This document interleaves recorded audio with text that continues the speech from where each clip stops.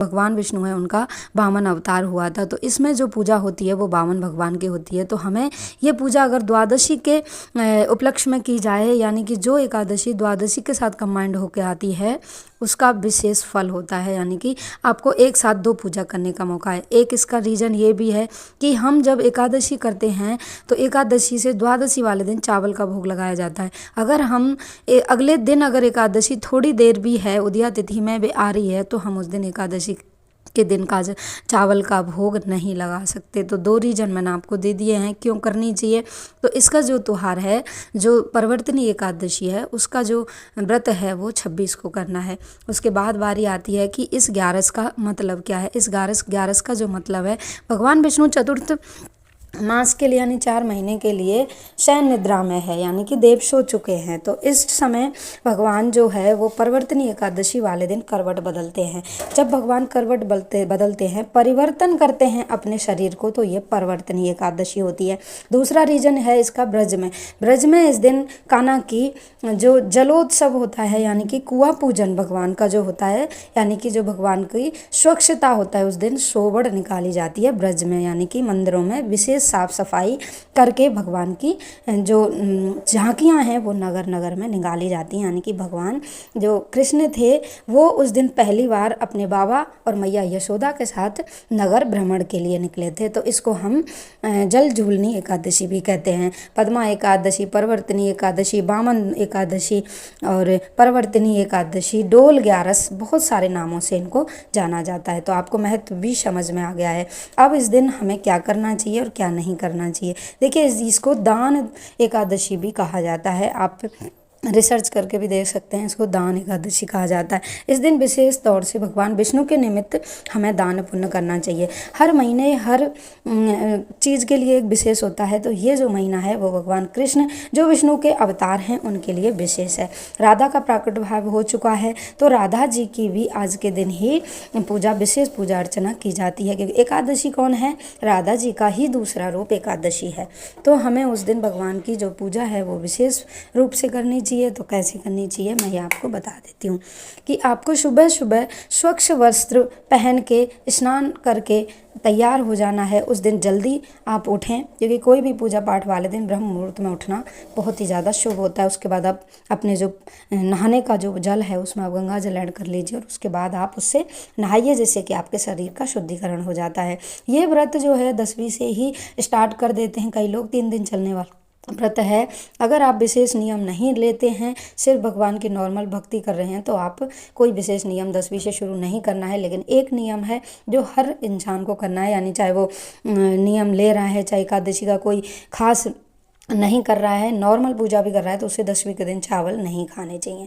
उसके बाद आपको भगवान विष्णु की प्रतिमा के सामने या किसी भी मंदिर में आप भगवान के सामने पूरा षोडोपचार से भगवान का पूजन करिए, यानी कि उन्हें धूप दीप दिखाइए, उन्हें स्नान कराइए, उन्हें पुष्प चढ़ाइए, उन्हें प्रसाद चढ़ाइए और उनका भोग लगाइए और तुलसी दल उसमें ज़रूर अर्पित करिए। उसके बाद नॉर्मल पूजा जो आप वीडियो में देख रहे हो, ऐसे आपको नॉर्मल पूजा करनी है। इसमें खीरे का और केले का विशेष महत्व होता है, यानी कि खीरे का भोग उस दिन अवश्य लगाना चाहिए। उसके बाद आप अगर आप 3 तरह से ये व्रत किया जाता है। जो लोग जला यानी कि सिर्फ जल निर्जल व्रत करते हैं, जल वगैरह नहीं पीते हैं, उन्हें सिर्फ जल ही मतलब पूरे दिन जल से ही द्वादशी वाले दिन पंचामृत से व्रत खोलना चाहिए। और जो लोग फलाहार ले रहे हैं तो वो उन्हें फल खा के ये व्रत खोलना चाहिए। और जो लोग व्रत नहीं कर रहे हैं, सिर्फ पूजा कर रहे हैं, उन्हें अन्न खा के ये व्रत तोड़ना चाहिए।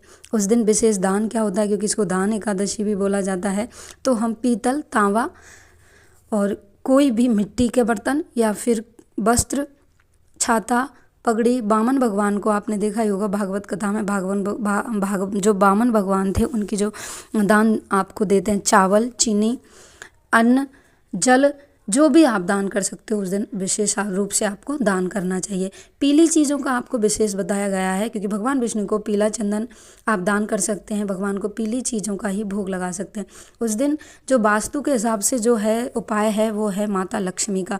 उस दिन आपको भगवान विष्णु के साथ माता लक्ष्मी का भी पूजन करना चाहिए और किसी भी कृष्ण मंदिर में या विष्णु मंदिर में जाके दोनों का युगल सरकार का, यानी कि दोनों की जोड़ी सहित पूजा करने से और पीले पुष्प की माला चढ़ाने का विशेष महत्व बताया गया है हमारे पुराणों में।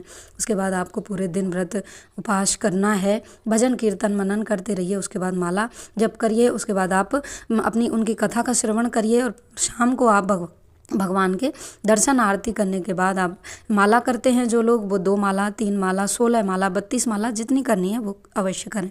उसके बाद माला करने के बाद आपको सुबह जो अन्न हमने नहीं खाया है उस अन्न का हमें दान करना है। किसी भी ब्राह्मण को कर दिए, किसी ज़रूरतमंद को कर दीजिए या किसी भिखारी को कर दीजिए। आपको उसका दान अवश्य करना है, यानी उसको सूखा सामान आप अवश्य दीजिए, क्योंकि गीला सामान हमें नहीं देना है। गीले सामान से जैसे चावल दाल बना के दे दिए, कोई भी चीज़ दे दिए, उसका क्या है हम लोग भोग नहीं लगा पाते, क्योंकि भगवान को वो नहीं चढ़ाया जाता, क्योंकि वो घर से ऑटोमेटिक चढ़ा हुआ आता है। तो आप सूखा सामान भगवान जी को दे दीजिए।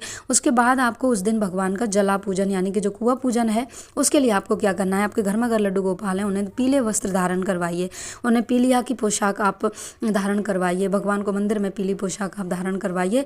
और उसके बाद आप भगवान की झांकियाँ निकालिए, अपने लड्डू गोपाल का सुंदर सा श्रृंगार करिए, आरती करिए, पूजा करिए, भजन करिए और उनकी पूरे दिन भगवान की पूजा अर्चना करते रहिए। देखिए, जब आप पूजा कर रहे हैं तो छोटा सा हवन अगर आप करना चाहें तो आप छोटा सा हवन करिए, नहीं तो आप खीरी पे भोग जरूर लगाया करिए। 11 एकादशी का जो भोग है वो खीरी पे लगाया जाता है। आप 10वीं उस दिन 11 वाले दिन भी आप थोड़ी सी गूगल की या फिर लौंग या फिर किसी भी चीज़ की आप आरती भगवान की ज़रूर करिया करिए। घर में भी आपके गंगा जल पूरे चारों तरफ छिड़किए। उस दिन आप भगवान के ज़ोर ज़ोर से भजन चला के आप भगवान का स्मरण करिए। अगर माला नहीं करते हैं तो उसके बाद आप भगवान को आचमन कराइए। सुंदर सा, अगर आपके घर में लड्डू गोपाल हैं तो उन्हें पंचामृत से स्नान करवाइए और उनको सुंदर सी पोशाक तैयार करिए। ये हो गई एकादशी की पूरी महिमा। एकादशी व्रत वाले जो लोग हैं वो एकादशी अगर पूर्ण रूप से, जिन्होंने जन्माष्टमी का व्रत किया था, वो जल जूलनी एकादशी का व्रत अवश्य करते हैं, क्योंकि शास्त्रों में और ब्रज में तो ये महिमा है कि जो लोग जल जूलनी एकादशी का व्रत करते हैं और जन्माष्टमी का व्रत करते हैं, जो जल जूलनी का व्रत नहीं करते हैं तो उनका जो व्रत है वो अपूर्ण माना जाता है, यानी पूर्ण नहीं होता है। तो आपको जल जूलनी अवश्य करना चाहिए, क्योंकि कुछ ही एकादशी हैं जो बड़ी बड़ी बताई गई हैं, तो जल जूलनी पर्वतनी एकादशी उनमें से एक है। तो आई होप वीडियो आपको पसंद आ गई हो। भगवान की आरती अवश्य करिए, उसके बाद क्षमा अर्चना जरूर करिए। अगर वीडियो थोड़ी भी यूजफुल लगी हो तो लाइक शेयर सब्सक्राइब जरूर करें एंड अपने ग्रुप में शेयर जरूर करें, लोगों को आगे तक पहुँचाएं, जिससे हमारे जो चैनल है उसमें भक्ति भाव की पूजन सामग्री, पूजा पाठ की वीडियो आती रहती हैं। तो आप वीडियो को सब्सक्राइब जरूर करें। Thank you.